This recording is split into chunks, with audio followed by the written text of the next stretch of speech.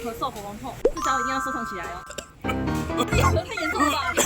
我已经咳1个礼拜了。那我一定要教你这个古老的方法，就是凤梨加盐。古老的方法，牛奶凤梨吗？对啊，牛奶凤梨啊。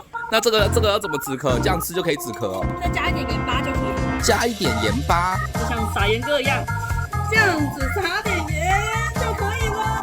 那我也来撒一下，这样会太咸吧？一点点就好。我觉得这个也太民间偏方了吧。如果你真的咳得太痛苦的话，你一定要试试看。我之前也是啊，咳了超严重，咳了1个多礼拜都没有好，后来也是吃凤梨加盐，反而没有咳得那么严重。你知道是为什么？因为凤梨里面有一个成分叫做凤梨酵素，你有听过吗？它可以帮你分解明年的痰，可以消炎，但是这个酵素呢有一点点的小凶。跟你一样吗？我就。